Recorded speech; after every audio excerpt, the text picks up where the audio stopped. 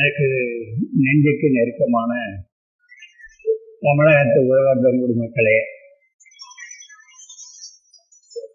எல்லோருக்கும் என்னுடைய அன்பு கலந்த வணக்கம் உரியது. வழக்கறிஞர் திலகேஸ்வரன் பேசி முடித்ததோடு இந்த கூட்டம் முடிவடைந்திருந்தால் நெஞ்சில் நெருப்போடு நீங்கள் எல்லாம் வேறு சென்றிருப்பீர்கள். ஆனால் நீங்கள் எல்லாம் எதிர்பார்க்கிறீர்கள் என்று பாலசுப்ரமணியமும் போஸும் சொன்ன காரணத்தால் இடையிலே நான் வந்து நிற்கிறேன். எப்படியோ ஒரு நீண்ட இடைவேளைக்கு பிறகு உங்களுக்கும் எனக்கும் ஒரு நெருக்கத்தை ஏற்படுத்திய பாலசுப்ரமணியத்துக்கும் போஸுக்கும் நான் நன்றி தெரிவித்துக் கொள்ள கடமைப்பட்டிருக்கிறேன்.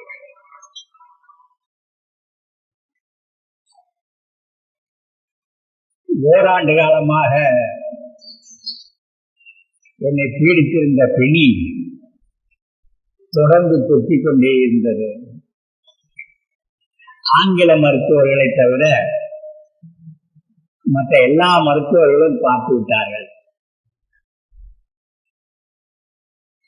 7 மாதங்களாக அங்கங்கே ஒரு அறைக்குள்ளேயே நான் தவம் செய்து கொண்டிருந்தேன். முடிவாக மருத்துவர்கள் சொன்னார்கள், உங்களுக்கு ஒன்றும் இல்லை, மனசுதான் என்று சொன்னார்கள். ஒரு 10 நாள் உடம்பு நல்லா இருக்கும், 11ஆவது நாள் வாந்தி எடுக்கும், வயிற்று வலிக்கும், ராத்திரில தூக்கம் கெடும். மே 19 என்ற போஸ் தேதியை வாங்கி இருந்தார். அதுக்குள்ள உடம்பு நலமாயிடும்னு சொல்லி அந்த தேதியை கொடுத்திருந்தேன். ஆனா மறுபடியும் அந்த இரவு முழுவதும் தூக்கம் கெட்டு வயிறு வலிச்சு வாந்தி எடுத்துருக்குது. 4 நாளைக்கு முன்னாடி கூட இரவு 3 மணிக்கு வாந்தி எடுத்துட்டு அதுக்கப்புறம் தான் ஒரு 3 மணி நேரம் தூங்கணும். ஆனா 19ஆம் தேதி உங்களோட எல்லாம் இருக்கணும் மாட்டேணும்னு எனக்கு ஒரு சந்தேகம் இருக்குது. அது அவர்கள்ட்டையும் சொன்னேன். அவர்கள் நேர வந்து சொன்னார்கள், ஐயா நீங்க வதிங்கிறதுக்காக 1000 பேருக்கு குறையாமல் வரப்போறாங்க தமிழ்நாட்டில இருந்து, அவர்களை ஏமாற்றி விடக்கூடாது என்று சொன்னார்கள். அதுக்கு ஒரு வாரத்துக்கு முன்பு திருப்பூரில் என்னை சந்தித்த ஒரு சகோதரி கையில ஒரு புத்தகத்தை கொடுத்துட்டு போறார்.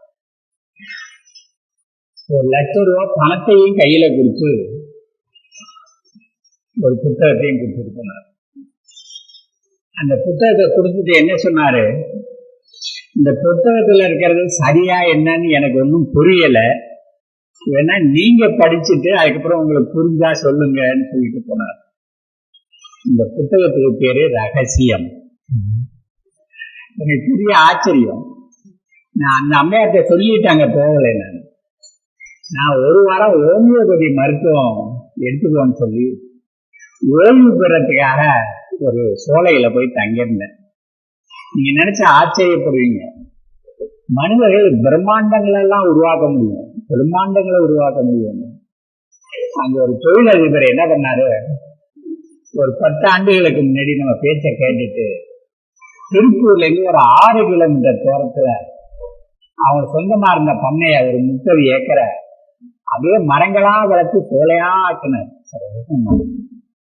அது ஒரு கொட்டாய் ஒன்றை போட்டு அது மாடிப்படியில் ஏறுற மாதிரி ஏறி அங்க படிக்கிறதுக்கு ஏற்பாடு பண்ணார். எங்க பார்த்தாலும் வேப்ப மரங்கள், எங்க பார்த்தாலும் ஆனைக்குண்டு பனி மரங்கள், எங்க பார்த்தாலும் கடம்ப மரங்கள், எங்க பார்த்தாலும் பனை மரங்கள், எங்க பார்த்தாலும் இந்த கரிசலா மரம், வாழை, தென்னை, முருங்கை, நெல்லி, மா எல்லாம் எங்க பார்த்தாலும். மேல பார்த்தா ஆகாயம் தெரியல, கீழே காலில் பார்த்தா மெத்த மாதிரி இருக்குது. அதெல்லாம் அங்கதான் ஓய்வு எடுக்கணும்னு போயிருந்தேன்னு வழிய இந்த அம்மையாரை பார்ப்பேன்னு நினைக்கல. இந்த அம்மையாரை ரொம்ப சில வருஷங்களுக்கு முன்னாடி பார்த்துருக்கிறேன். சொன்ன இந்த பணத்தையும் கையில விட்டுட்டு அதுல எவ்வளவு இருக்குன்னு பாக்குறா, கையை விட்டேன், அதெல்லாம் பார்க்க வேண்டாம், மூடி வச்சுக்கோங்க அப்படின்னு சொல்லிட்டு புத்தகத்தை கொடுத்தது. அந்த புத்தகத்துக்கு பேரு ரகசியம். அது ஆங்கிலத்துல சீக்ரெட்னு இது. இத ஒரு சினிமாவா எடுத்திருக்கு. அந்த சினிமாவா எடுத்துட்டு சினிமாவா வந்தத புத்தகமா வச்சுக்க. 4 நாளைக்கு முந்தி இரவு 3 மணிக்கு வாந்தி எடுத்துட்டு தூங்கின நானு போசும் பாலசுப்ரமணியம் நேர்ல வந்து பார்த்து, ஐயா திண்டுக்கல்ல இருந்து கடவுர் வரதுக்குள்ள 10 பேர் போன் பண்ணி சொல்லிட்டாங்க, ஐயா வர்றாருன்னா நாங்க வர்றோம்னு சொல்லிட்டாங்க. அது மாதிரி தொடர்ந்து வர்றோம்னு வந்து உங்களை பார்க்கறதுக்காக தான் வர்றாங்க அப்படின்னு சொன்ன பிறகு அந்த வலி எங்க போச்சுன்னு தெரியல, வாந்தி எங்க போச்சுன்னு தெரியல. 4 நாளெல்லாம் இல்ல. அந்த புத்தகம் முழு இதையா ரகசியம்னு சொல்லுவாரு, ரகசியம்னு சொல்லுவாரு. மருந்து வேண்டாம், ஒண்ணு வேண்டாம், ஒரு பாலும் வேண்டாம். இப்போ ஒரு டவரா கோவரமா கட்டியிருக்கிறாங்க. இந்த கோவர் இல்லைன்னா இப்போ உங்க செல்போன்லாம் பேசாதானே, பேசாது. தகவல் தொடர்பு கோபுரங்கள், தகவல் ஒளிபரப்பு கோபுரங்கள். இங்க ஒவ்வொரு ஆளும் தகவல் ஒளிபரப்பு கோபுரங்கள். இங்க இருக்கவங்க மட்டும் இல்ல, இங்க இருக்க வெளியில இருக்கவங்க எல்லாம் இருக்குங்க, பல்லாயிரக்கணக்கில் இருக்குங்க. அவங்க என்ன பார்த்து சில பேர் சொல்லி இருக்கிறாங்க, சில பேர் போனை யார் கையில எடுத்தாங்களோ அவங்கள்ட்ட சொல்லி இருக்கிறாங்க, சில பேர் சொல்ல நினைச்சிருக்கிறாங்க. நீங்க நீண்ட காலம் ஆகணும், எங்களுக்காக நீங்க நீண்ட காலம் நல்லா இருக்கணும், அந்த ஒரே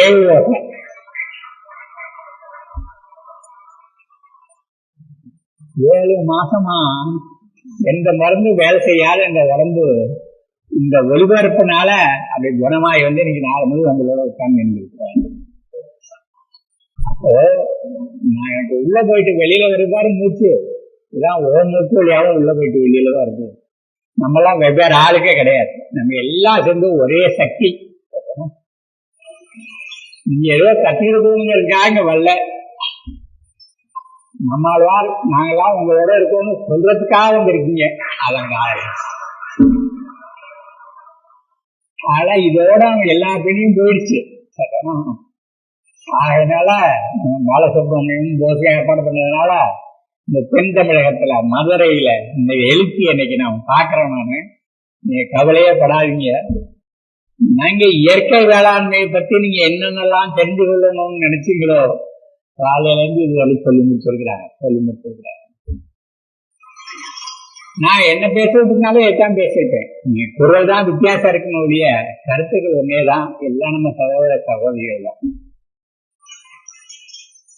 இந்த நம்ம சாபிமானிக்கும் இல்ல,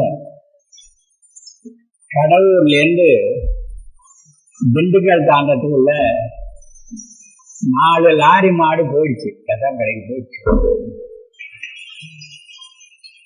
மாடு காய்ச்சல் வந்தா என்ன சாப்பிடுறது என்ன கொடுக்கறதுன்னு ஒரு 3 வரியில அவர் சொன்னார்.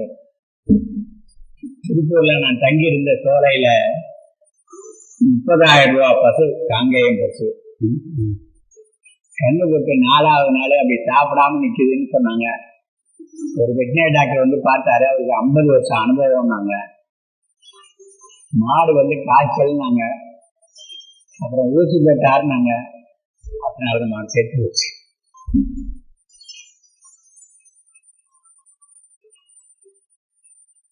இந்த நாடு வந்து மிகப்பெரிய ஒரு நெருக்கடியில சிக்கி இருக்கிற நேரத்துல நம்ம ஒன்னா இருக்கோம்.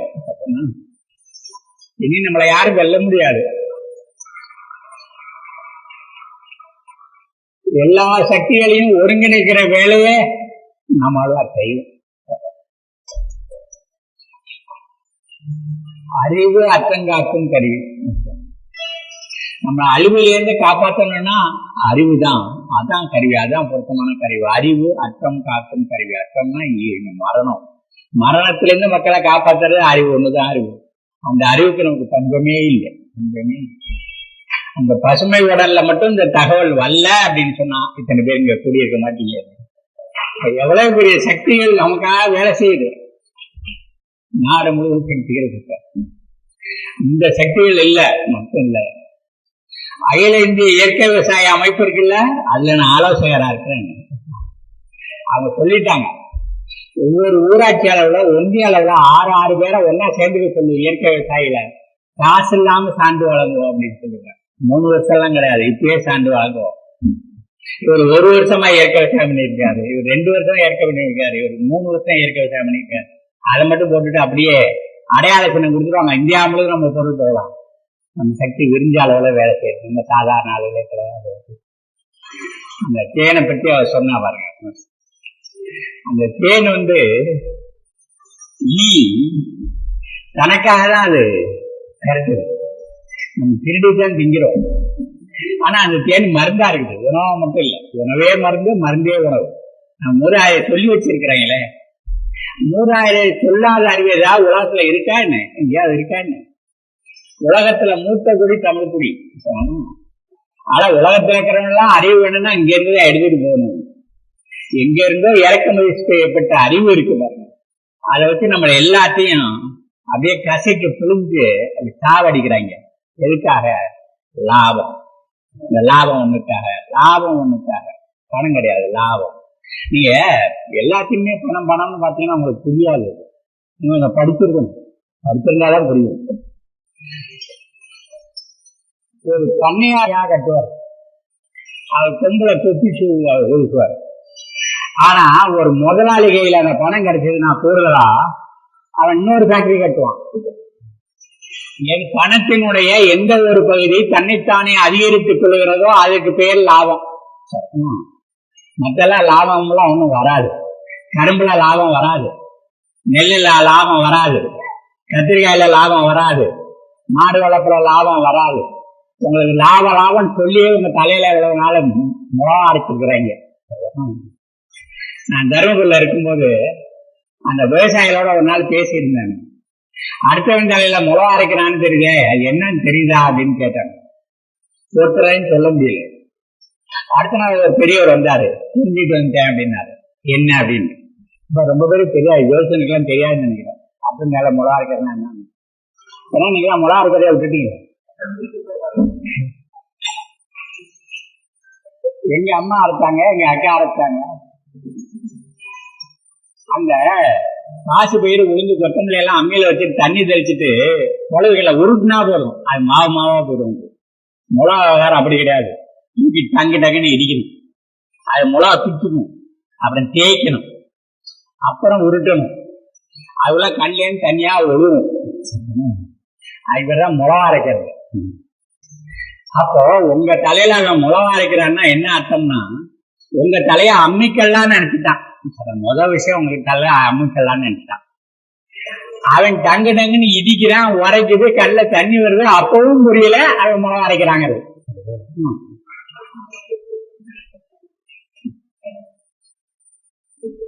யூரியா போடுன்னு சொன்னா தலைவரோட தோழர் விட செல்லக்கண்ணு விட ரொம்ப முயற்சி எடுத்து ஐயா எனக்கு விளக்கம் சொல்லணும். திருச்சி கொடுத்து போனாரா அங்கே என்ன பேசியிருந்தேன். அப்புறம் எத்தனையோ எழுதியிருக்கேன், படிச்சிருக்கேன். இவங்கெல்லாம் படித்தவங்களா தான் இருக்கிறாங்க. யூரியா மலிவா போடுது, யூரியா நிறையா போடுது. எதுக்கு? யூரியா சாக்கு உள்ள என்ன இருக்குன்னு தெரியுமா? யூரியா சாக்கு உள்ள என்ன இருக்கு? வாய்க்காக திருவாய் மலர்ந்து அல்லங்க.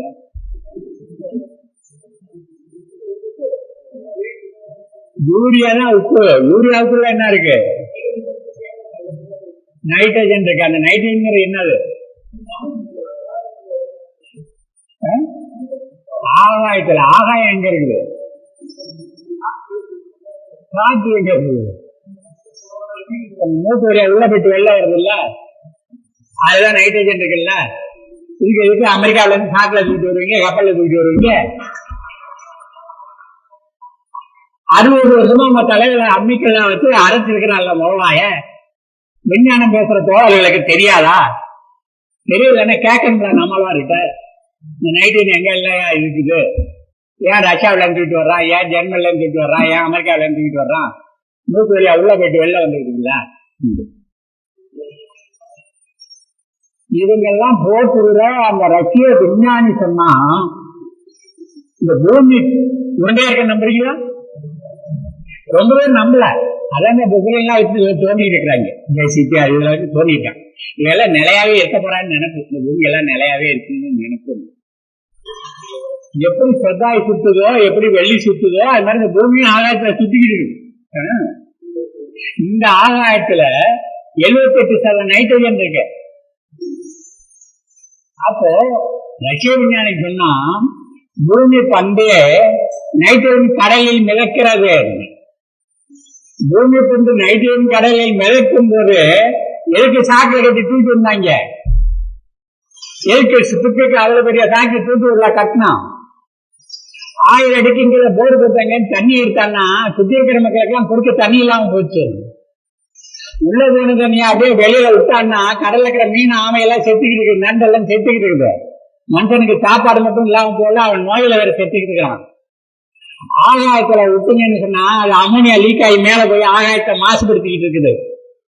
அதை சாக்கடை கட்டி லாரியில தூக்கிட்டு இருந்தான்னா கிடையல காலையில 5:15 மணிக்கு காரோட முட்டி காலை குடும்பத்தோட எல்லாம் செத்துக்கிட்டு இருக்கிறான். ரோடாவில் வச்சு உங்களுக்கு கடன் கொடுத்தான்னு சொன்னா நீங்க கடன்ல செத்து இருக்கிறான். 2,50,000 பேர் 15 வருஷத்துல செத்துருக்கான், தற்கொலைக்கு தள்ளப்பட்டிருக்கிறான். அதை கொண்டு நிலத்துல போட்டா நிலம் செத்து செம்பு தரை ஆயிட்டு இருக்கு. இப்ப செம்பு தரையா வச்சு இதை மாத்திரை எப்படி நம்ம விவசாயம் கேட்கறீங்களா?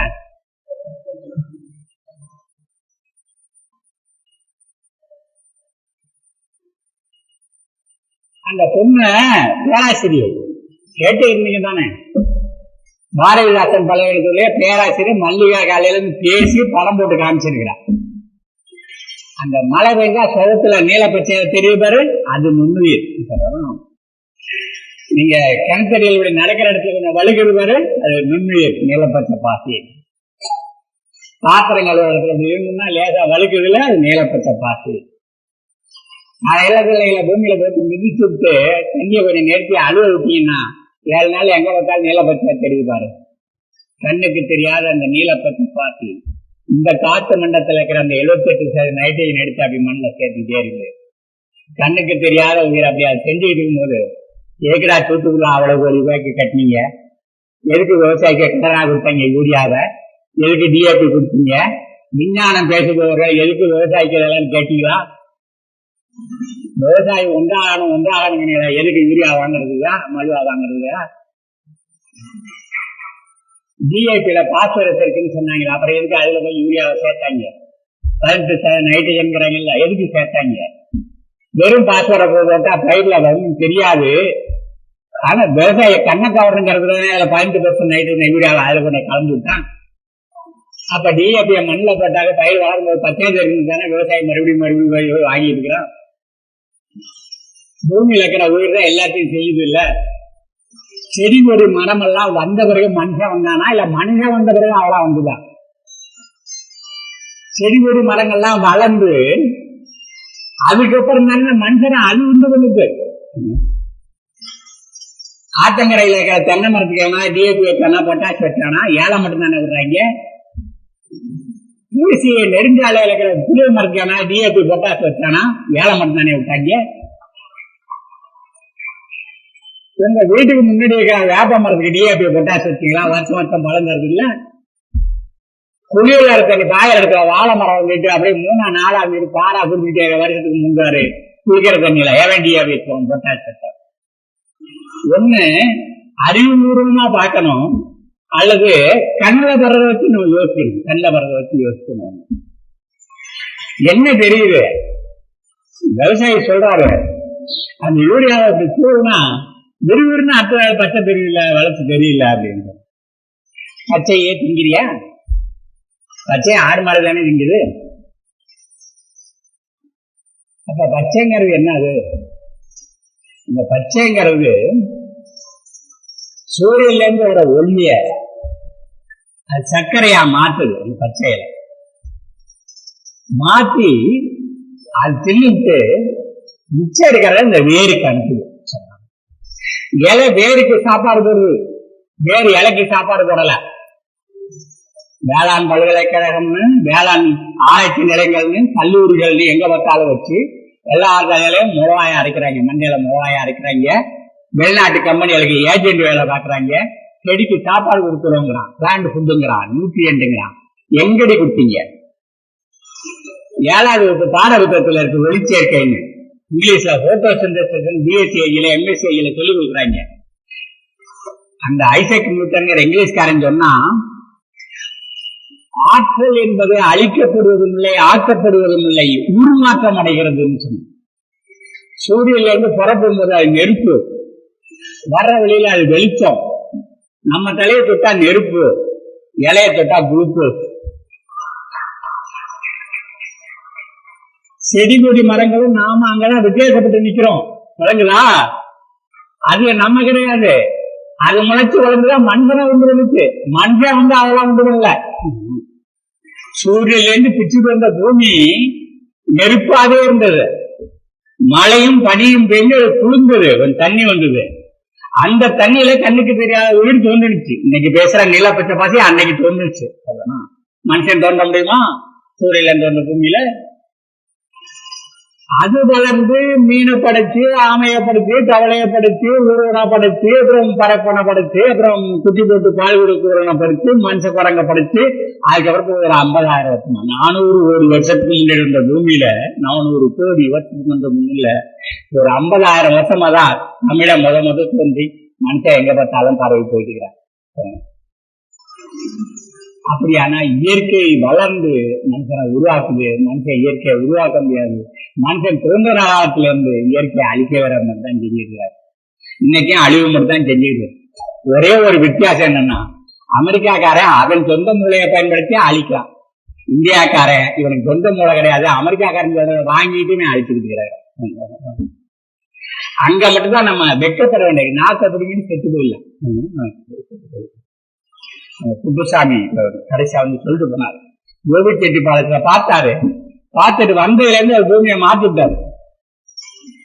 என்ன கெட்டு போயிடுச்சு? எப்ப நஷ்டம் வரும்? ஒரு பொருள் எவ்வளவு வருவாய் தெரிகிறதோ அதை விட அதிகமா செலவழிச்சீங்கன்னா உங்களுக்கு நஷ்டம் வரும். ரசாயன உரம் போறதை நிறுத்திட்ட, கூட்டி ஒளி தெளிக்கிறத நிறுத்திட்ட, கம்பெனிக்காரன் விலை வாங்குறத நிறுத்திட்ட, அப்புறம் எது நஷ்டம் வரும்? கூட்டத்துக்காவது ஒழுங்கா சொல்லி கொடுத்துருக்காங்களா அந்த பள்ளிக்கூடங்கள்ல? நம்ம ஆயப்பன் கஷ்டப்பட்டு சம்பாதிச்ச பணத்தை எல்லாம் செலவழித்து பிள்ளைகளை கல்லூரிக்கு அனுப்பிச்சமே, ஒழுங்கா கல்லூரியில் சொல்லி கொடுத்தாங்களா கணக்கு வழக்கெல்லாம்? நீ செலவழிச்சு இருக்கிறத நிறுத்திட்ட அப்படின்னு சொன்னா அப்புறம் எப்படி நஷ்டம் வரும்? செலவழிச்சதுல நஷ்டம் வரும். இப்ப 2,50,000 பேர் 15 வருஷத்துல தற்கொலைக்கு தள்ளப்பட்டிருக்கான்னு சொன்னா வாங்கின கடனை திருப்பி எடுக்க முடியாம தானே? இந்த இயற்கை விவசாயத்துல கடை வாங்குறதுக்கு என்ன இருக்குது? பொண்ணு சொன்னால, புதுக்கோட்டை பொண்ணு சொன்னால, அடி காட்டுல நடி மாட்டுல நுனி வீட்டுலன்னு போட்டால கதைய. அங்கதானே சொன்னேன் நானு, தர்மபுரியில எனக்கு ஞானம் பிறந்தது, புதுக்கோட்டையில ஞானம் வளர்ந்தது அப்படின்னு சொன்னேன். என்ன சொன்னால, பயிரை அறுவடை பண்ணும்போது அடிக்கட்டையே காட்டுல விட்டோம், நடுவில் உள்ள வைக்கோல மாட்டுக்கு போட்டோம், நுனியில் உள்ள காணில வீட்டுக்கு கொண்டு வந்தோம். ஒவ்வொரு செடியிலும் 3 பாகம் இருக்குதானே, 3 பாகத்துக்கு 3 பயன்பாடு இருக்குதானே. இதற்கு பெரிய பாடமா உலக சொல்லி வச்சிருக்கிறான். விவசாயம் 3 பேருக்கு சாப்பாடு போடணும். மண்ணுக்கு சாப்பாடு போடணும், ஆடு மாடுக்கு சாப்பாடு போடணும், 3வது மனுஷனுக்கு சாப்பாடு போடணும். முதல் 2 இழந்தேன்னா 3வது கிடையாது.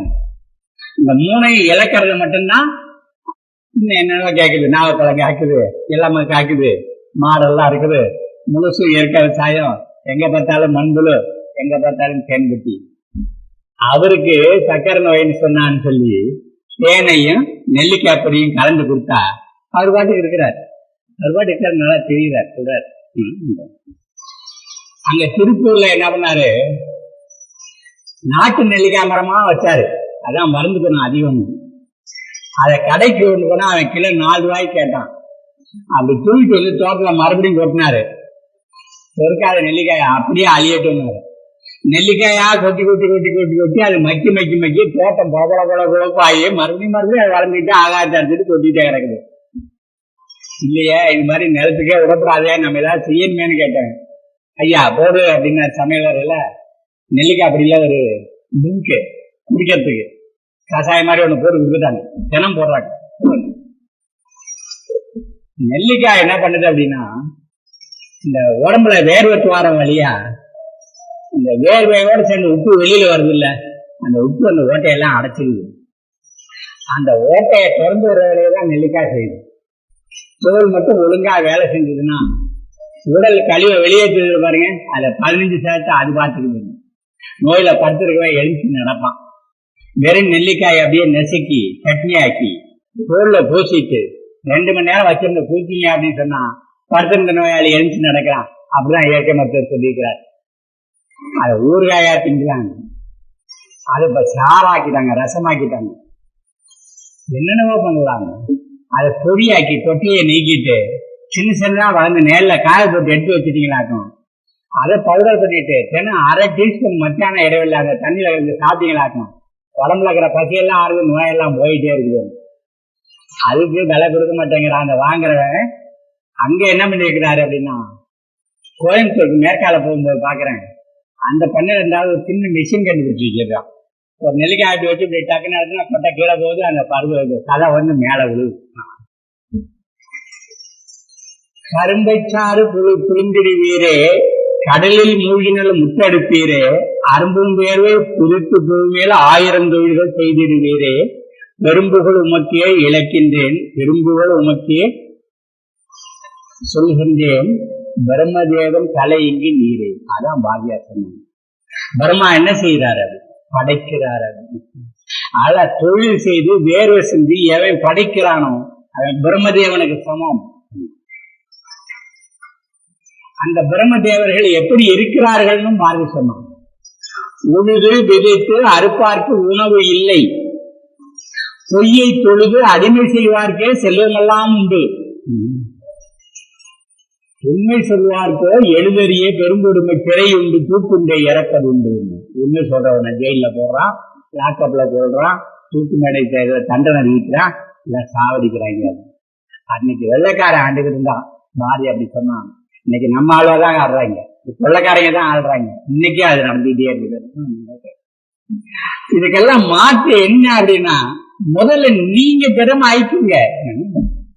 அந்த நைட்ரஜன் இலைக்கு பச்சையை கொடுக்குது, கடைசியில நெல் விடுறது அரிசி, அதுல நைட்ரஜன் இல்ல. பச்சை இலை எப்ப காயும் போதே அப்ப அது போயிடுச்சு, காற்று வலிக்கு போயிடுச்சு. செடி காற்று இருந்து எடுக்குது, காற்று வலிக்கு கொடுத்துருச்சு. இன்னொரு பொண்ணு உரியதை போட்டால. நான் என்ன சொல்றேன், நம்மாழ்வார் என்ன சொல்றேன், நம்மாழ்வார் சொல்றீங்க, நீங்க யாரும் நம்ம வேண்டாம். நம்மள அறிவாளிங்கிறதே ஒண்ணும் கிடையாது. நான் எப்ப நான் விவசாய காலத்துக்கு போனோம் அப்பயே எம்எல்ஏக்கெல்லாம் எடுத்துட்டாங்க, சுரண்டி எடுத்துட்டாங்க. மறுபடியும் இங்க இருக்கிற அறிவெல்லாம் மறுபடியும் மக்கள்கிட்ட திரட்டின அறிவு மட்டும்தான். அவ என்ன சொல்றா, சாயந்தரம் கைபிடிச்சு சாமத்துல கருத்தரிச்சு விடியும் போது தாயையும் பிள்ளையும் பிரிச்சு விட்டாச்சு.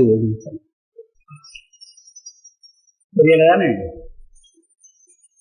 பெரிய பெரிய டிக்ஷனரி போட்டாலும் ஒண்ணு எல்லாம் கண்டுபிடிக்க முடியாது. நம் மக்கள் அறிவாளின்னா அறிவாளி, அவ்வளவு துல்லியமான அறிவாளிகள். சாயந்தரம் மாட்டுல மடியில கை பிடிச்சு பால் கறந்தீங்க, சரியா? அது அடுப்புல ஏற்றி காய வச்சு கீழே இறக்குனீங்க. சூடு தனிய நேரத்துக்கு மோர் பாத்திரத்தை கழுவி உள்ள ஊத்துனீங்க. நடுசாமத்துல எல்லாம் தயிராகி போயிடுச்சு. காலையில மத்த உள்ள விட்டு கரைஞ்சிங்கன்னா மோரையும் வெண்ணையும் பிரிச்சு விட்டாச்சு. இனிமே மறக்குமா உங்களுக்கு? ஒரு ராத்திரிக்குள்ள ஒரு 10 மாசத்துல நடக்கிற காரியத்தை நாள் நிறுத்திட்டான். 10 மாசத்துல நடக்கிற 10 மணி நேரத்துக்குள்ள சாயந்தரம் கைபிடிச்சு சாமத்துல கருத்தரிச்சு விடியும் போது தாயும் பிள்ளையும் பிரிச்சு விட்டாரு. காலை யாரு மோரு வெண்ணையும் ஆக்குனது? யார் ஆக்குனது? கேள்வி கேட்டா நம்ம விவசாயி சொல்றாரு, நாம தான் ஆக்கணும். எங்கேயா நீ தான் தூங்க போயிட்டிய, உரமா ஊட்டி தூங்க போயிட்டியா? உரமா தூங்க போயிட்டியா? நீ எங்க ஆக்கணும்னா கடவுள் ஆக்கினாரு. இந்த கண்ணுக்கு தெரியாத விஷயத்தான் கடவுள் செய்யறாருன்றது, கடவுள் செய்யறாருன்றது. அதைத்தான் அந்த நுண்ணுயிர் செய்யுது, அதைத்தான் நுண்ணுயிர்னு சொல்றாங்க. காலையில இந்த பேராசிரியர் சொல்லிட்டு மல்லிகா சொல்லிட்டு நுண்ணுயிர் செய்யுது. ராத்திரி சாப்பிட்ட பிறகு மிச்சம் இருக்கிற சோத்துல தண்ணியை ஊற்றி வச்சுன்னா காலையால நீராகாரம் மணக்குது. என்ன பண்ணிருக்க கூடாது? சீரதான் திம்மட்டெல்லாம் மண்ண போட்டுக்க கூடாது. சீரதான் திம்மட்டெல்லாம் போட்டு யூரியெல்லாம் போட்டீங்கன்னா நீராகாரம் மணக்காது, மூத்துற மாதிரி நாரும். யூரியா வேற யூரின் வேற எல்லாம் கிடையாது. யூரியா உருண்டையா இருக்கு, யூரின் தண்ணியா இருக்குது, அவ்வளவுதான்.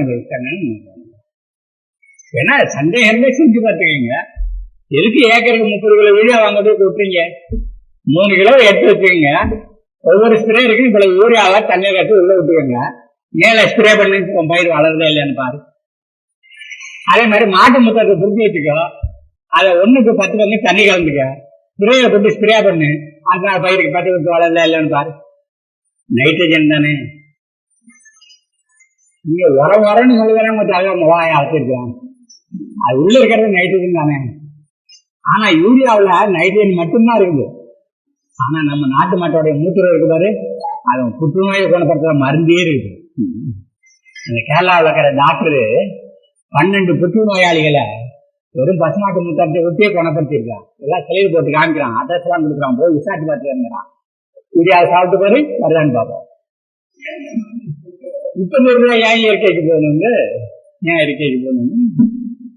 அந்த யூரியா மூட்டையில இருக்குது, யூரியாக்கு நம்ம பசுமாடு தனியா கொடுக்குது. அது காசு கொடுத்தா வருது, காசு இல்லாம வருது. காசு கொடுத்து வாங்கினா அது மேல ஒரு மரியாதை வந்துருதா என்ன? அப்படின்னா அறிவுங்கிறது என்னது? அறிவுக்கும் காசுக்கும் ஏது சம்பந்தம்? காலேஜ் இருக்கிறவங்கள்ட்ட அறிவு வாங்குறான், பணத்தை வாங்குறான். காலையில் இருக்கிறவங்க மட்டும் வாங்குறான்.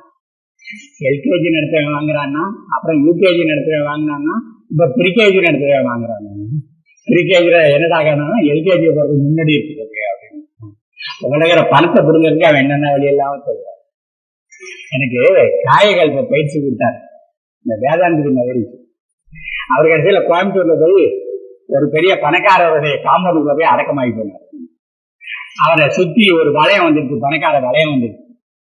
அவருக்கு என்னமோ உடம்பு சரியில்லைன்னு சொல்லி அவரை கூட்டிட்டு போய் ஆஸ்பத்திரியில உள்ள விட்டுருக்காங்க.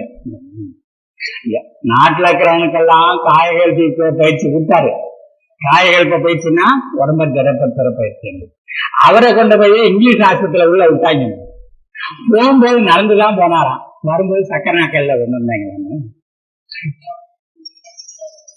இந்த புள்ளைங்கிறது கொலைங்கிறது பெரிய பெரிய அளவுல நடக்குது.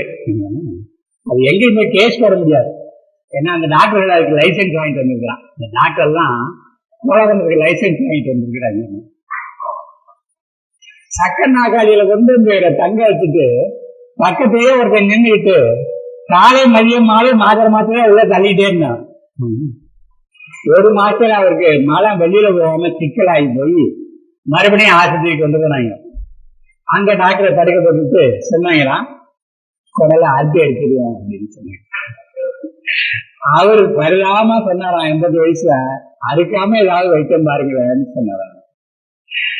ஒரு வாரம் சுத்தி இருந்து அவரை சம்மதிக்க வச்சுட்டு கடைசியில அறுத்தாங்களாம். அது அப்படியே நினைவிழந்த நிலையில அது அங்கேயே சேர்த்துக்கணும், ஆஸ்பத்திரியே சேர்த்துக்கணும். வேதாந்திரி மகரிஷிக்கே இந்த கதைன்னா உங்களெல்லாம் ஏமாத்த யார சொன்னாங்க? நம்ம ஜோசியம் சொன்னிச்சுன்னு நினைக்கிறேன். நிறைய ஆஸ்பத்திரியாக கட்டி இருக்கிறாங்க. ஆஸ்பத்திரியா கட்டியிருந்தா பரவாயில்லையே, நீங்க ஒதுங்கி போயிடலாமே.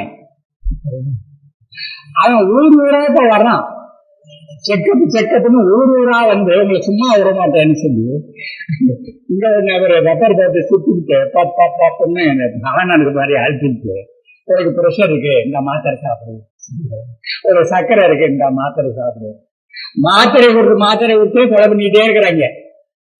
சிவகாசியங்களை கொலை பண்ணிக்கிட்டே இருக்காங்க. அதேதான் விவசாயத்தின்னு வந்து அந்த நிலமென்னும் நல்லாள்னு சொன்னா பாருங்க வள்ளுவர். அந்த நிலம்ங்கிற பருவம் அங்க இருக்கிறா பாருங்க, அவளுக்கு இந்த ரசாயன உரத்தை தள்ளி கீரணை போட்டு திம்மட்டை போட்டு களைக்கொல்லியை போட்டு சொல்லி அந்த பூமியை சாவடிச்சு விட்டாங்க. அந்த சாவடிச்ச பூமியை நம்ம என்ன செய்யலாம்னு நினைக்கிறோம் அப்படின்னா, என்ன செய்யறது ஒன்னும் தெரியல. வரான் கம்பெனிக்காரன் வரான், என்னிட கொடுத்து கம்பெனிக்காரன் பெருசா வாங்கிட்ட என்ன பண்ண போறான், வேலி போட போறான், காம்பவுண்ட்ல கேட்டு போட போறான். அங்க உங்களுக்கு ஒரு வாட்ச்மேன் வேலை கொடுத்தாரு. நிலக்கிழார் நீங்க வாட்ச்மேன் வேலையா போடுவீங்க. உங்க ட்ரக் வரும், அதுல ஒரு டிரைவரா போகலாம், உங்க புள்ள கிளீனரா போகலாம், டிரைவரா போகலாம். அங்க விளையாடுறதெல்லாம் டப்பாவில் அடைப்பாங்க, அதை பேக்கிங் பண்ணலாம், அந்த வேலை கிடைக்கும். அதை லோடு பண்ணலாம், அன்லோடு பண்ணலாம், ஏகப்பட்ட வேலை கிடைக்கும்னு முன்னாள் வேளாண் இயக்குனர் வெங்கட்ராமன் எழுதினது பேப்பர்ல செய்தியா வந்து. தொழில் பெருகும் போது உங்களுக்கு எல்லாம் வேலையெல்லாம் பெரும் கவலைப்படாதீங்க, வேலை வித்தியாசமா இருக்கும். அங்கேயே சாராயம் கூட விட்டுடுவாங்க, கணக்கில் எழுதிக்குவாங்க, 1ஆம் தேதி சம்பளத்தை கழிச்சுக்குவாங்க. இதுக்கு பேரு கம்பெனி வேளாண்மைன்னு பேரு, கார்பரேட் அக்ரிகல்ச்சர். தமிழ்ல சொன்னா அவங்களுக்கு புரிஞ்சிருங்கிறதுக்காக நம்மளையே பேசுறது இல்லை. இவெல்லாம் பெரிய விஞ்ஞானி இந்த நாட்டுல, கார்பரேட் அக்ரிகல்ச்சர். அப்ப எல்லாத்தையும் டப்பாவில் அடிச்சுட்டான், பில்ல அடிச்சுட்டான் அப்படின்னா எங்கேயுமே சாப்பிட்றது ஒண்ணும் இருக்காது. சாப்பாடு இல்லைன்றது அப்படி விலை ஏறும். ஏறின பிறகு அதை எங்க பதிக்க வச்சுக்கிறோம் அங்கிருந்து அவர் யூஸ் பண்ணுவான். இதுக்கு அமெரிக்காவில் இருக்கிற பெரிய பன்னாட்டு கம்பெனிகளும் இந்தியாவில் இருக்கிற பெரிய பன்னாட்டு கம்பெனிகளும் கூட்டா சேர்ந்துக்கிட்டு அடிக்க போற கொள்ளை இருக்கு பாருங்க, அதுக்கு உங்களுடைய மனசையும் உங்க நிலத்தையும் தயார் செய்து கொண்டு இருக்கிறார்கள். அதான் இந்த நேரத்துல நாம எல்லாம் ஒன்னா இருக்கிறோங்கிறது இருக்குது. நம்ம இல்லையா, நாங்கெல்லாம் மனுஷங்க, எங்க தலைக்குள்ளேயும் மூளை இருக்குது. அப்படி எல்லாம் இன்னொரு தடவை அந்நிய நாட்டுக்காரன் குடிச்சுட்டு நாங்க அப்புறம் மறுபடியும் ராட்டை சுத்தமா போறோம். பழைய காலத்துல ராட்டை சுத்தி தானே சுதந்திரம் வாங்கணும். ராட்டை சுத்தினதுல அர்த்தம் இருந்தது தெரியுமா? மகாத்மா காந்தி சொன்னாரு, ஐயா எங்கிட்ட ராட்டை இருக்கு, எங்க காட்டுல பஞ்சு விளையுது, பஞ்சுல இருந்து நாங்களே நூல் நூத்துக்குவோம், நூலை துணியா நெஞ்சுக்குவோம் தறியில, அதுக்கப்புறம் நாங்களே தச்சுக்குவோம், இல்லாட்டி தைக்காமலே போத்திக்குவோம். இதுக்கு இங்க இருக்கிற பஞ்சு லண்டனுக்கு போய் அங்க மில்லுல துணியாயி அங்க கப்பல்ல இருந்து திரும்பி வந்து அப்புறம் நாங்க கட்டிக்க வேண்டிய அவசியம் கிடையாது. கையில இருக்கிற வெண்ணையை கொடுத்துட்டு நெய்க்கு அலைவாங்களா என்ன? அப்ப என்ன செஞ்சாங்க, ஊரா மாலை நேரங்கள்ல மக்கள் கூடி பெரிய கொத்தரையில நெருப்பை மூட்டி விட்டு அதெல்லாம் கட்டி இந்த மில் துணியெல்லாம் கொண்டாந்து போட்டு கொளுத்துனாங்க. கொளுத்துட்டு கோவத்தோட ஓடி திரும்பி போனான். அதான் ராட்டையை நிறுத்தாங்க. அது எப்படி நீயா நூற்றுக்கலான்னு வெள்ளக்காரையெல்லாம் ஜெயில விட்டு அரைச்சான். அங்கதான் அந்த சுதந்திரங்கிற நெருப்பு வந்தது. அதுலதான் வெள்ளைக்காரன் நாட்டை விட்டு வெளில போனான். இன்னைக்கு அதே வெள்ளைக்காரங்களை நம்ம மந்திரி போய் வெத்தலை பாக்கு வச்சு கூட்டிட்டு வர்றாங்க. சிறப்பு பொருளாதார மண்டபம் இங்க விளைய வைக்கிற நிலமெல்லாம் அவங்களுக்கு கைமாற்றி கொடுக்குறாங்க. அவங்களுக்கு தடையில்லாத மின்சாரம், அவங்களுக்கு தடையில்லாத தண்ணீர் சப்ளை, குறைச்ச கூலிக்கு ஆளுகள் இங்கிருந்து வேலையில்லாத சப்ளை பண்றது. 5 வருஷத்துக்கு எந்த வரியும் கட்ட வேண்டிய அவசியம் கிடையாது. 4 வருஷமா அந்த சிறப்பு பொருளாதார மண்டலம் வச்சாங்க பாரு வெளிநாட்டு கம்பெனி, 4 லட்சம் கோடி ரூபாய வரி விலக்கு கொடுத்துருக்கு. நம்ம மத்திய அரசாங்கம் வரி விலக்கு கொடுத்துருக்கு. 1,25,000 கோடி ரூபாய்க்கு உர மானியம் சொல்லி வெளிநாட்டு கம்பெனிக்காரனுக்கு பணம் கொடுத்துருக்காங்க. விவசாயிக்கு மானியங்கிறாங்க. எங்க பார்த்தாலும் பித்தலாட்டம், எங்க பார்த்தாலும் தலையில முளவா இருக்கிற வேலை, அடுத்தவங்க கடையில கயிறு பிரிக்கிறதுன்னு சொல்லுவாங்க. தமிழ்நாட்டுல ஒரு பழமொழி ஒன்று இருக்கு. இந்த காலகட்டத்துல நம்ம இன்னைக்கு நம்ம பாலசுப்ரமணியமும் போஸும் என்கிட்ட பேசும்போது என்ன சொன்னாங்கன்னா, இன்னைக்கு நிறைய தலைவர்களை கூப்பிட்டு இந்த நம்ம அருப்பிரகாசம் அவருடைய வழியில் நிக்கிற ஞானப்பிரகாசம் உட்காந்துக்கிறாரு. சொத்தெல்லாம் அடிச்சு மக்களுக்கு மரம் வளர்க்கறது எப்படின்னு சொல்லியிருக்கிறார். பூமி சூடாகிட்டே இருக்கு. பூமி சூடாகும் போது எப்ப மழை வரும்னு தெரியல, மழை வருமா வராதானே தெரியல. அப்போ நீ 3 மாசம் போயிட்டு 6 மாசம் போயிட்டு போட்டீங்கன்னா மழை இல்லைன்னா காஞ்சி போயிட போகுது. ஆனா மரம் நட்டாக்கா அது காய போடுறது கிடையாது, ஆனா விளைச்சல் இல்லாம இருக்கும். அடுத்தாப்புல மழை வரும்போது பூத்து காய்க்கும். நமக்கு பழம் மட்டும் வந்தா காணாது, பணம் மட்டும் வந்தா காணாது. ஊடு வெட்டுறதுக்கு மரம் வேணும், நிழல் வேணும், ஆடு மாடுகளுக்கு தீனி வேணும், எல்லாம் சேர்ந்ததுதான் வாழ்க்கை. அதைத்தான் அருப்பிரகாசம் அது சொன்னாரு. அதைத்தான் ஞானப்பிரகாசம் போறவங்களாம் செஞ்சிருக்காரு. நம்மகிட்ட எந்த துறையிலும் ஆளுக்கு பஞ்சமே கிடையாது. அதனால எல்லாரையும் ஒருங்கிணைக்கணும். இன்னைக்கு நம்ம கட்டிட்டு போறது மட்டும் நம்முடைய வேலையா இருக்கக்கூடாது. தமிழ்நாட்டுல வருங்காலத்துல ஒரு பேர் இயக்கம் ஒண்ணு உருவாக்கணும் அப்படின்னு போசும் பாலசுப்ரமணியம் சொன்னதுக்கு பிறகுதான் எனக்கும் அது காலையில எழுந்துக்கிறது அதான் தோன்றுனுச்சு. அதை நண்பர்கள்ட்ட இன்னைக்கு அதை சொல்லிடணும். நாம இனிமேல் நமக்கு அழிவு கிடையாது. நீங்க நல்லா ஞாபகம், ஒவ்வொருத்தரும் தகவல் ஒளிபரப்பு போகிறோம். நீங்க என்ன படங்கள் அப்படி வெளியில விடுறீங்களோ அது போயிட்டு அங்க மோதிட்டு மறுபடியும் அப்படி திரும்பி வரப்போகுது. ஆகையினால இன்னைக்கு நல்லா கவனிச்சீங்கன்னா, நான் விருப்பம் இல்லாமலே சில கடினமான வார்த்தைகளை சொல்லி இருக்கிறேன். இனிமேல் நமக்கு அதுவே வேண்டியதில்லை. நம்ம எல்லாம் ஒன்னா இருக்கோங்கிறது பலம். நம்ம ஒன்னா இருக்கோம்னு தெரிஞ்சாலே வித்தியாசமா பல போறாங்க. நம்ம இளைஞர்கள் வரலன்னு சொன்னீங்க. கடவுர்ல மாநகரத்துல இளைஞர்களா கூடுறாங்க, ஒவ்வொரு மாசம் கூடுறாங்க. கம்ப்யூட்டர் படிக்க போனாலும் வந்து கூடுறாங்க, என்ஜினியரிங் படிக்க போனவங்களாம் வந்து கூடுறாங்க. இல்லையா இந்த நாட்டை காப்பாற்றி ஆகணும், இந்த மக்களை காப்பாற்றி ஆகணும், விவசாயியை காப்பாற்றி ஆகணும், திங்கிறவனை காப்பாற்றி ஆகணும். ஆகையினால இந்த விஷயங்களை நம்ம பரப்ப போறோம், நாடு மூலம் பரப்ப போறோம்ட்டாங்க. அதனால வானகம்னு பேர் வச்சு இங்க ஆராய்ச்சி நிலையை நடத்திட்டு இருக்கு. நபார்டு வங்கி என்ன பண்ணுது, 2 மாசத்துக்கு ஒரு ரூபா பயிற்சி கொடுக்கறதுக்கு அது பணம் கொடுத்துக்கிட்டே இருக்கு. ஆள் அதிகமா வந்துட்டே இருக்கிறாங்க. முதல்ல அவர்களுக்கு முன்னுரிமைன்னு சொல்லி போட்டு 50 பேருக்கு அதிகமா யாரையும் சேர்க்க விடுறதில்ல. நடந்து போனா பார்க்கணும்ல, அப்படிங்கிறத கேட்கணும்ல. தூரத்தை பிரிஞ்சாக்கிட்டு என்ன பண்ண போறோம், பயிற்சி அளிச்சு இருக்கிறோம். இது இல்லாம கட்டண பயிற்சி அளிச்சு இருக்கிறோம். அந்த வானக மட்டங்க அதை பெருசாக்கிட்டு அங்க வந்த என்ஜினியர்லாம் சொல்லிட்டாங்க, ஐயா இதோட நிக்க போதில்லை, ஒவ்வொரு ஒன்றியத்துக்கும் ஒரு ஒருங்கிணைப்பாளர், ஒரு மாவட்ட அளவுல ஒரு ஒருங்கிணைப்பாளர். நாம எதை உற்பத்தி பண்ணணும், விதை யாரு கையில இருக்கணும், உற்பத்தி பண்றது எங்க வைக்கணும், எப்படி அதை பதப்படுத்தணும், எப்படி அதை மதிப்பு கூட்டணும், இதை மக்களை ஒன்று திரட்டி மக்கள் சக்தியை பெருசாக்குவோன்னு பேசு. அதுதான் இன்னைக்கு இந்தியா பேசினவர் எல்லாம் பேசியிருக்கிறாங்க. இளையேஸ்வரன் சொன்னதுல இருந்து எல்லாரும் அதான் பேசியிருக்கிறோம். அந்த காலையில இருந்து அபிரகாம் கூட சொல்லியிருந்தாரு. முன்னாடியே நம்ம தெரிஞ்சு வச்சிருந்தோம்.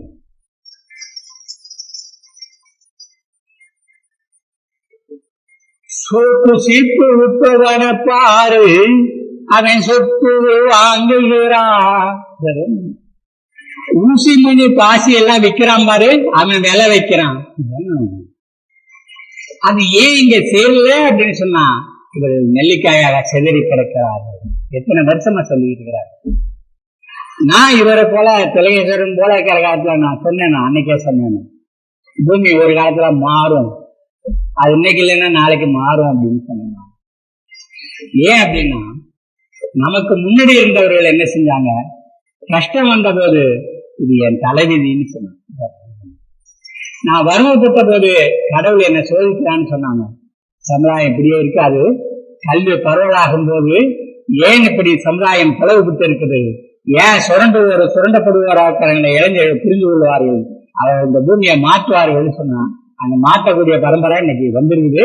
அந்த 1000 பேர் மக்களுக்கு மேலேயும் இருக்குது. ஆனா அந்த 1000 தெளிச்செடுத்து தொல்லிகள் மாதிரி நான் பாக்குறேன். ஆகையினால நம்ம இந்த வேலைகளை படிகளை தொடர்றோம், அவருக்கு நன்றி சொல்றோம். எல்லா வேலையிலும் போட்டு வந்திருந்திருக்கீங்க, பொறுமையா அவ்வளவு நேரம் இருந்திருக்கீங்க. நீங்க என்ன எதிர்பார்த்திருந்தீங்க என்ன எனக்கு தெரியாது, நான் என்ன பேசுவேன்னு நீங்க என்ன எதிர்பார்த்தீங்க எனக்கு தெரியாது. ஆனா நான் கவனிச்சுக்கிட்டே இருந்தேன், உங்களுக்கு சொல்ல வேண்டியது எல்லாரும் சொல்லிட்டாங்க. நான் அதெல்லாம் சொல்ல வேண்டியதில்லை, அவங்க பாக்கி இருக்கிறத மட்டும் சொல்றேன். ஒரு 10 மட்டும் போற இடத்துல சொல்லிட்டு இருக்கேன். நிறைய பேர் என் கொடுத்த புதுசா கேட்கறவங்க நீங்க இருக்கலாம். ஒண்ணும் இந்த ஒத்த நாட்டு நடவு, நெல்லில மட்டும் இல்ல, கம்பு சோளம் எதுவா இருந்தாலும் சரி, ஒரு நாட்டை நட்டீங்கன்னா அது 50-60 களை அடிக்கும். இதை கண்டுபிடிச்சு 20 வருஷம் ஆச்சு உலகத்துல.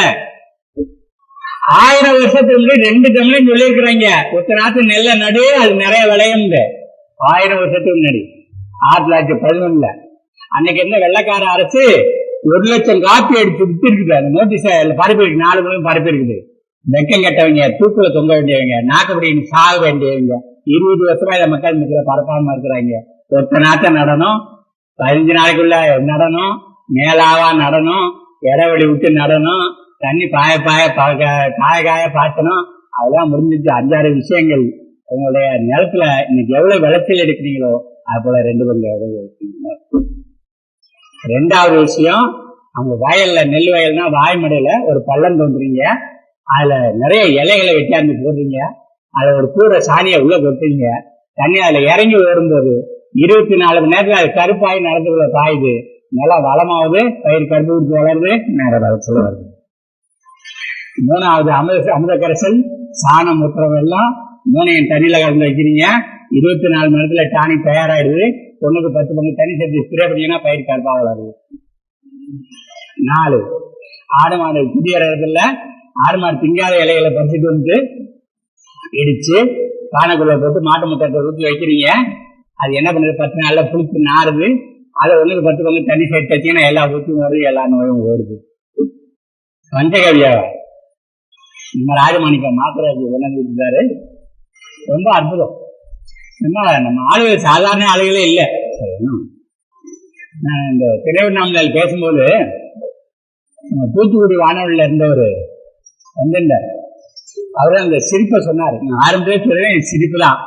சிரிச்சிருங்க, அதுக்கு மேல ஒண்ணு எடுத்துக்காதீங்க. ஒரு கிராமத்தால முதல் தடவை பட்டணத்துக்கு போனாரு. பக்கத்துல கேட்டாரு, போயிட்டு வந்தாரு. பட்டணத்துக்கு போனா என்ன செய்தி, எப்படி இருக்கணும்? ஒண்ணும் இல்லப்பா, இதெல்லாம் கொள்ளைக்காரங்களா இருப்பாங்க, என்ன சாமான் வாங்க போறீங்கனாலும் 2 பங்கு வேலை சொல்லுவான். அவன் 100 ரூபாய் சொல்றான்னா நீ 95 ரூபான்னு கேட்காத, எடுத்துட்டு போன்னு கொடுத்துருவான். அதுல பாதியா கேளுன்னு சொல்லி இந்த ஆள் இங்க இருந்து போனாரு. அங்க வரப்போற காலம் மழை காலமா இருக்குது, ஒரு கொடை வாங்கிட்டு போவாமே பட்டணத்துலன்னு கேட்டார். அப்ப அந்த கொடையை காமிச்சு என்ன வேலைன்னு கேட்டார். கடைக்காரங்க 100 ரூபான்னு சொன்னான். இவர் கேட்டாரு 50 ரூபான்னா கொடுப்பியான்னு கேட்டாரு. அவன் அசந்து போனான், இவரா இப்படி ஒரு ஆள் வந்திருக்கானே அப்படின்ட்டு 80 ரூபான்னா கொடுக்குறேன் அப்படின்னு. இவர் சொன்னாரு, இல்ல 40 ரூபான்னா கொடுப்பியாரு.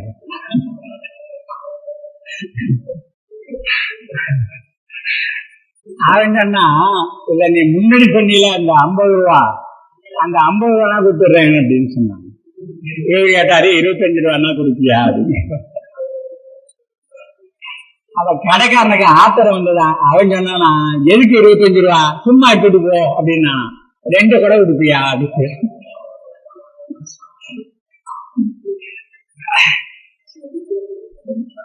நம்ம தனித்தனியா இருக்கும்போது நம்ம கெட்டிக்காரங்களாவே இருக்கிறோம். அந்த இவ்வளவு விஷத்தை வாங்கி இருக்கிறோம். இந்த எண்டோசல்பான பிறந்த குழந்தை 4 வரலோட பிறந்தது கேரளாவில், காசர்கோட்ல. ஒரு கால் குட்டையா இருந்தது, ஒரு கால் நீட்டமா இருந்தது. உடம்பெல்லாம் சொறி பார்த்தாக்க தோல் கேன்சர் அப்படின்னாங்க. வளர் இல்லாம பிறக்குது, கையால் வெட்டி வெட்டி இழுக்குது, பைத்தியமாயி போகுது, தலை பெருசா இருக்கு, உடம்பு அப்படியே இருக்குது. இதுக்கு அப்புறம் எல்லாம் போட்டோ கொடுத்து காமிச்சு அந்த உச்ச நீதிமன்றத்துல அந்த நீதிபதி என்ன சொன்னா, இது மிகவும் இந்தியாவுக்கு வேண்டியதுதான் அரசாங்கம் சொல்ற வரையிலும் இதை நான் தடை பண்றேன் அப்படின்னு சொன்னேன். இவங்களும் சொல்லல எவனும். அப்ப அவன் என்ன சொல்றான், கம்பெனிக்காரன், நான் தயாரிச்சது நிறைய எங்க கடைக்கு கோடவுன்ல, நான் வெளிநாட்டுல கொண்டு போய் விட்டுக்கிறேன். எப்படி சும்மா எடுத்துட்டு போனா 2 கடையா கொடுப்பியா? உச்ச நீதிமன்றத்தை போய் கேட்கறான், எவன் தடை பண்ணி வச்சுக்கான அவன்கிட்ட போய் கேட்கறான். அப்ப வக்கீலு, இந்த சைட்ல இருக்கிற வக்கீல் சொல்றாரு, அவரு ஏன் அது விஷம் பிறக்கிற குழந்தை ஊனமா பிறக்குது, தாய் தந்தையருக்கு சாவரவெல்லாம் அது சுமையா இருக்குது குழந்தை அப்படின்னு சொன்ன பிறகு நம்ம நாடா இருந்தா என்ன, அடுத்த நாடா இருந்தா என்ன அப்படிங்கிறான். அப்ப அந்த ஜட்ஜி சொல்றாரு, ஏன் விஷத்தை இந்தியாவில இருந்து வெளில கொண்டு போட்டியா முதல்ல அப்படின்னு. அவ்வளவு வேகமா போற விஷத்தை 40 வருஷமா நம்ம பயன்படுத்திக்கிட்டே இருக்கோம். 40 வருஷமா நம்ம பயன்படுத்தி நம்ம தண்ணி எல்லாம் விஷமாயி, உணவெல்லாம் விஷமாயி, பயிரெல்லாம் விஷமாயி, எங்க பார்த்தாலும் கேன்சர் நோயாளிகள், எங்க பார்த்தாலும் கேன்சர் நோயாளி. கேன்சருக்கு எவனாவது மருந்து கண்டுபிடிச்சிருக்கானா? இதுவரை மருந்து கண்டுபிடிக்கல. என்னடா வைக்கிறேன்னா, இந்த போதை சாமானுக்கு பேர் கஞ்சா, அதை எல்லா ஆஸ்பத்திரியும் வையுங்கிறான் பெரிய டாக்டர். எதுக்கு? கேன்சர் நோயாளி வருத்தப்படுவாரு, வருத்தத்தை குறைக்கிறதுக்காக அப்பக்கு பேர் கொஞ்சம் கூட்டிக்கிட்டே மக்களை நோயாளி ஆக்கிட்டு அது வருத்தம் இல்லாம சாவறதுக்கு வழி சொல்றதுக்கு பெரிய மருத்துவத்துறை. அந்த 4 நாள் இல்ல, 18 நாள் திருப்பூர்ல இருந்தேன், அப்புறம் 5 நாள் கோயம்புத்தூர்ல இருந்தேன், மொத்தம் ஒரு 20-22 நாள். அங்க போய் எங்க முதல் நாள் உட்கார்ந்ததையும் ஒரு பெரியவர் வந்தாரு.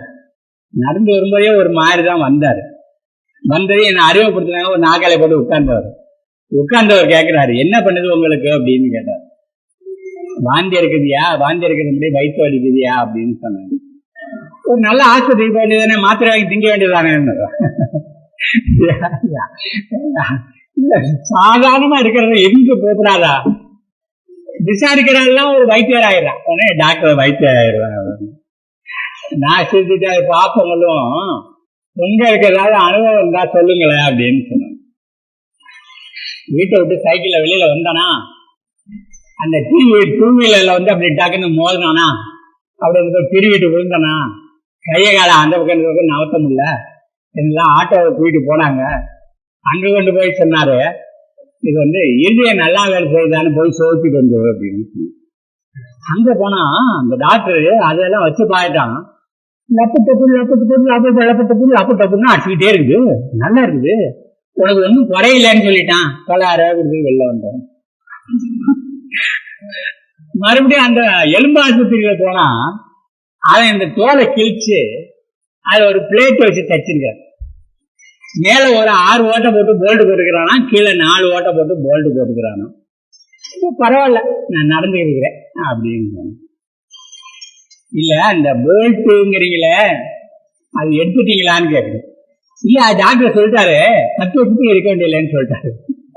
10 வருஷத்துக்கு போல்ட் வச்சு உள்ளுக்குள்ள பிளேட் வச்சு இரும்பு பிளேட் வச்சு போல்ட் போட்டுக்கிறாங்க. 6 நாள் 10 பிளேட் போட்டுக்கிறாங்க. நம்ம கிராமத்துல இருக்கிற மருத்துவர் இப்படி பேசிக்கிட்டு இருக்கும்போதே உங்களுக்கு எத்தனை பிள்ளை, அந்த பிள்ளை என்ன செய்யுது, இந்த பிள்ளை என்ன செய்யுது, நீ விவசாயம் பார்த்துருக்கியா அப்படின்னு கேட்டுக்கிட்டே இருக்க. பேசி டப்புன்னு ஒரு அழுத்தம் எலும்பு நேரா வரும். மூஞ்சி பட்டையை செதுக்கி வச்சிருப்பாங்க, இப்படி சேர்த்து வைப்பாங்க, எண்ணெய் துணியை போட்டு சுற்றி கட்டுவாங்க. அவ்வளவுதான் போயிடு அப்படின்னு. அவ்வளவுதான் எண்ணெய் அப்பப்போ வச்சுருக்கிறான், ஆறி போன இங்க வந்துடுறான். இது ரொம்ப பெருசா எல்லாரும் சொல்றாங்க மருத்துவம் ரொம்ப முன்னேறிடுச்சு. என்ன முன்னேறிச்சு? மூஞ்சி பட்டையை வச்சு கட்டி குணப்படுத்துறதுக்கு போல கிழிச்சு உள்ளுக்குள்ள இரும்பு பிளாட் வச்சு எல்லாம் போட்டு மாட்டான். ஏன் 10 வருஷம் வச்சிருக்கலாம் ஐயா தொடையிலன்னு கேக்குறேன். அவர் சொல்றாரு, அவர் அப்பயே கேட்டாரு, தரம் கூடின பிளேட் வைக்கவா குறைச்ச பிளேட் வைக்கவா? கூடின பிளேட்னா 20,000 ரூபாய், குறைச்ச பிளேட்னா 10,000. இது மாதிரி அந்த அதுக்கு மேல நீங்க நீங்க கேட்கறது எதுவுமே தப்பு கிடையாது. எல்லா இடத்தையும் கேட்கறீங்க, நல்லா யோசிச்சு பாருங்க. எல்லா இடத்தையும் கேட்கறீங்க. திருச்சியில காய்ச்சல் எவனாவது ஆஸ்பத்திரிக்குள்ள போனோம்னா ஒரு ஆஸ்பத்திரிக்கு அனுப்புறாங்களாம். அது பேரு பன்றி காய்ச்சலுக்கான சோதிக்கிற ஆஸ்பத்திரி. ஒரே ஒரு ஆஸ்பத்திரி தான் இருக்குதான். அந்த 4,000 ரூபாயா. அந்த உள்ள வேலை பார்க்கிற இளைஞன் நம்ம கூட்டாளிகள்ட்ட வந்து சொல்றான். என்ன சொல்றான்னா, உங்களுக்கு பன்றி காய்ச்சல் இல்லைன்னு சொல்லிட்டா நீங்க வருத்தப்படுவீங்க. 4,000 ரூபாய் இல்லைன்னு சொல்றதுக்கு 4,000 ரூபாயா அப்படின்னு. அதுக்காக ஆரம்ப நிலையில் உள்ளதுன்னு எழுதிடுவாங்க.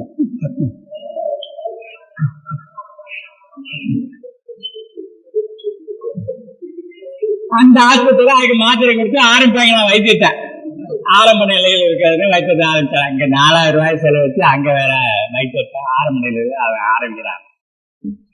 நம்ம மருத்துவர்கள் இப்ப சொன்னாப்ல, ராஜரேகா சொன்னாப்ல, ஐயா நான் படிச்சுக்கிட்டு இருக்கேன் ஐயா அப்படின்னு. ஒண்ணும் இல்லைங்க ஐயா, இது இந்த இடத்துல தொட்டிங்கன்னா அவங்க நுரையீரல் சுத்தமாகுதுயா 6 நிமிஷம். இந்த இடத்துல தொட்டாக்க நுரையீரல் சுத்தமாகுது.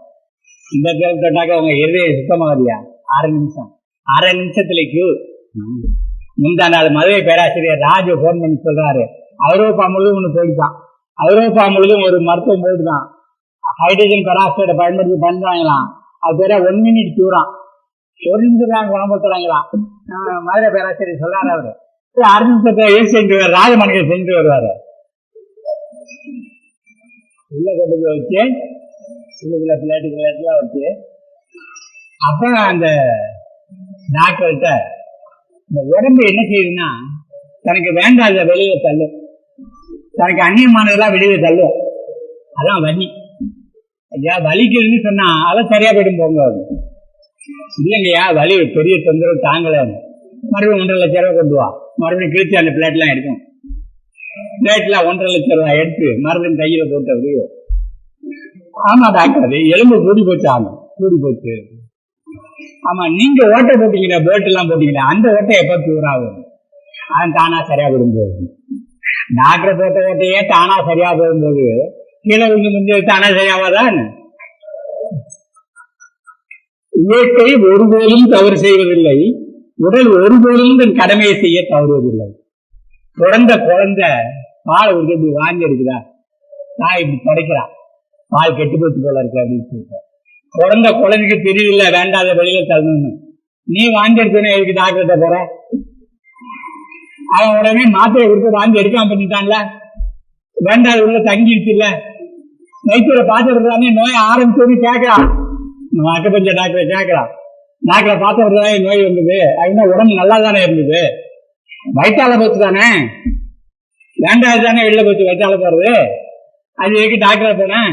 அவன் மாத்திரை கொடுத்து நிறுத்திட்டான்ல, அசுத்த வெளில போக விட உள்ளே அடக்கி வச்சிருக்கான்ல, அப்புறம் நோய் ஆரம்பமாகுது.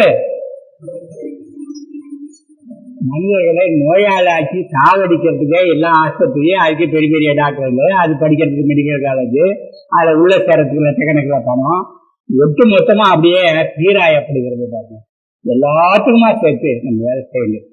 இயற்கை மருத்துவர்கள் நமக்கு வேண்டி இருக்குது, தேநீர் வேண்டி இருக்குது, மீன் வேண்டி இருக்குது, மரம் வேண்டி இருக்குது.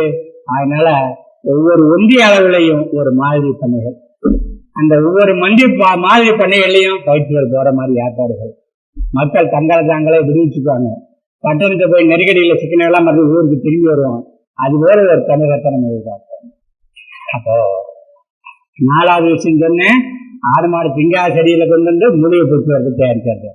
5வது பந்தகவியம் தயாரிக்கிறது. ஆடு மாடு படுவுடைய சாணம், மூத்திரம், பால், தயிர், நெய், அதுல செடியில வர பூஜையெல்லாம் போகுது, நோயெல்லாம் போகுது, மண்ண வளமாவது எல்லாம் பண்ணுது. 6வது மண்புழு வளர்க்கறது. நேற்று ராத்திரி கொண்டு மண்புழு பண்ணல தங்காச்சாமி ஒரு 4-5 வருஷத்துக்கு முன்னாடி அங்கதான் 3-4 கேம்பு போடணும், முகாம் போடணும். எனக்கு ஒரே சந்தோஷம். தென்னை மரத்துக்கு அடியில அப்படியே மார்சாலியா பரப்பி அத மண்புழு உள்ள விட்டு தென்னை உலைய போட்டு மூடி வச்சிருக்கிறாங்க. அவ்வளவுதான், எடுத்து தெளிச்சு போயிட்டே இருக்கு. லாரியா போயிட்டே இருக்குது. பெருசா கார் வாங்கியிருக்கிறாரு பழனிசாமி, பெருசா மாடி வீடு கட்டி இருக்கிறாரு. எவ்வளவு சந்தோஷமா இருக்கு. கேட்கிறாங்களே கேள்வி, அங்கங்க ஒருத்தன் இந்த விவசாயம் மாறிடக்கூடாதுங்கிறதுக்காக ஒரு கேள்வி கேட்கறாங்க. இயற்கை விவசாயம் லாபகரமா இருக்குமா? இயற்கை மட்டும்தான் லாபமா இருக்குது. இங்க தென்னை மரத்துக்கு இடையில மண்புழு தயார் பண்ணி மண்புழு அப்படியே இருந்ததுக்கு மண்புழு எண்ணிக்கை கூடிக்கிட்டே இருக்கு. மண்புழு எருவு மட்டும் தான் போய் காசு வந்துகிட்டே இருக்குது.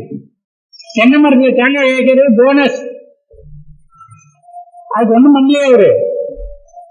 மண்புழு போயிட்ட போட்டு தானே தெரிஞ்சு வச்சாரு. ஜோசின்னு சொல்லும்போது சொன்னாரா, உங்களுக்கு நிறைய நிலமெல்லாம் வேண்டியதில்லைன்னு. பக்கத்து இடத்துல போய் தேர்ந்தெடுத்து வந்துடுவாரு. நிலம் எல்லாம் உங்களுக்கு இருக்குன்னு அவசியம் கிடையாது. ஒண்ணு நம்ம செலவு இல்லாம இருக்கணும், இன்னொன்னு நம்ம வருவாய் கூடிக்கிட்டே இருக்கணும், நம்ம உழைப்பு குறைஞ்சிக்கிட்டே இருக்கணும். அது பேர் தான் இயற்கை வேளாண்மை.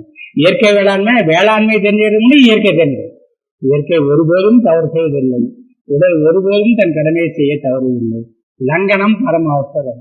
உடம்பு சரியில்லை, காய்ச்சல்னா காய்ச்சல் ஒன்றும் சாப்பிடாம பத்துக்கிட்டீங்கன்னா சரியா வச்சு காலையில உடம்பு சீராயுது. இல்லை, எங்கெங்கேயோ போய் குணமாகாம வந்தவங்க எல்லாம் அப்படியே இந்த கையெழுத்து கும்பிடுவாங்க. கோபிச்செட்டி காலத்துல வெஜ்ஜமலைக்கிட்ட இவங்கதான் தெய்வம்னு நினைச்சு வந்துட்டோம். பெரிய பெரிய ஆஸ்பத்திரிலாம் போயாச்சு, நிறைய அங்கெல்லாம் பணத்தெல்லாம் கொடுத்துட்டோம்.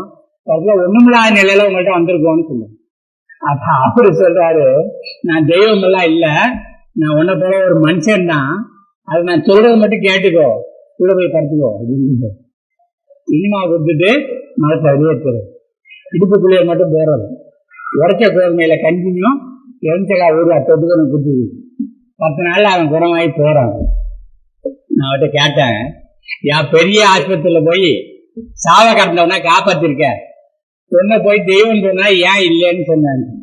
நீ ஒரு ஆள் புரியாத ஆளா இருக்கப்பா, தெய்வம் காசு கேட்காதுங்கிறதுக்காக சொல்றான்.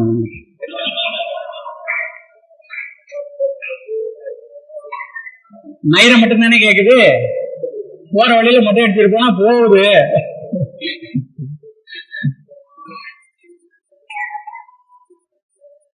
பெரிய பெரிய ஆளெல்லாம் குணப்படுத்த முடியாத நோயில நம்ம நண்பர்கள், நம்ம நண்பர்கள், இவ்வளவு பெரிய சக்தி நம்ம சக்தி. ஒவ்வொரு ஆளும் வெவ்வேறு ஆள் கிடையாது. எல்லார் மூக்குக்குள்ள போயிட்டு வர காற்று மட்டும்தான் நம்ம மூக்குலையும் போயிட்டு வரும். நம்மள ஒரே சக்தி தான். ஒரே சக்தியை விட பல கூடுதலா இருக்கிறோம். 6வது விஷயம் மண்புழு.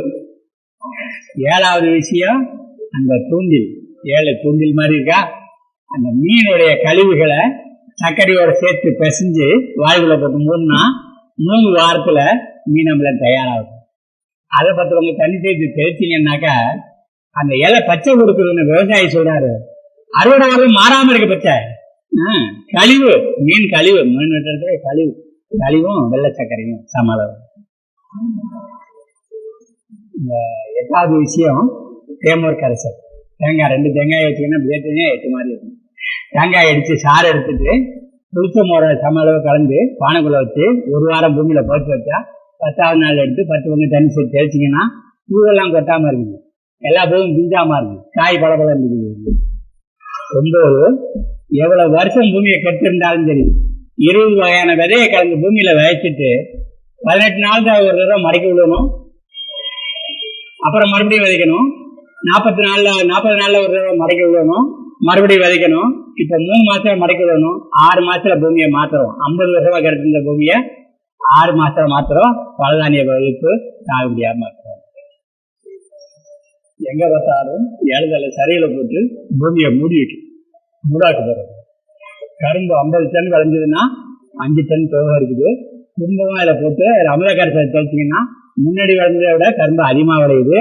80 டன் எடுத்து அந்த நம்ம வெள்ளாளப்பாளையத்தில் இருக்கிற செங்கோட்டையன் சக்தி சக்கரை அதில் பரிசா வாங்கிட்டு வந்துருக்கோம். 80 டன் ஒரு இயற்கை விவசாயம். ஆடு மாடு கட்டியிருந்த இடம் இருக்குல்ல, அது கழுவுற தண்ணியெல்லாம் தொட்டியில் விழுவுது. அதோட சேர்ந்து இந்த பாயிற தண்ணியும் சேர்ந்துட்டு பாயுது. அதோட கரும்பு விளையுது. மூடாக்கு போடுறது உலகம் முழுவதும் மூடாக்கு போயிருக்காங்க. அதுக்கப்புறம் மீன் இருக்கு, தேன் இருக்கு, காளான் இருக்கு சொல்லிட்டே போயிருக்கலாம். மரம் இருக்குது, அதெல்லாம் சேர்த்து நேரம் இல்லை, வெளியே போயிட்டே இருக்குது.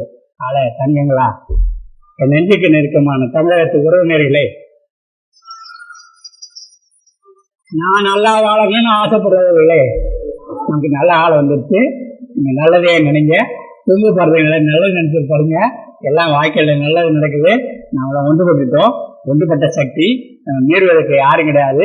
நாம மட்டும் இல்லை, யார் இந்த ஆஸ்பத்திரி இந்த கொள்ளையடிக்கிறானோ, யார் இயற்கை விவசாயத்துல வராது விளையாதுன்னு சொல்லி பல்கலைக்கழகத்துல இருந்து அந்த கோட்டு சுட்டு கையெல்லாம் கட்டிட்டு சும்மா கண்ணாமூச்சி விளையாட்டு விளையாடுறாங்களோ, எவன் பாராளுமன்றத்தில் உட்கார்ந்துட்டு கம்பெனி வேலை தான் வாங்கணும்னு சட்டம் போடுறானோ, அத்தனை பேருக்கு நாம் தான் 5 ரூபா உணவு கொடுக்க வேண்டியிருக்குது. நாம தான் தெய்வங்களே. வணக்கம். விடுபட்டுக்கிறேன். நன்றி.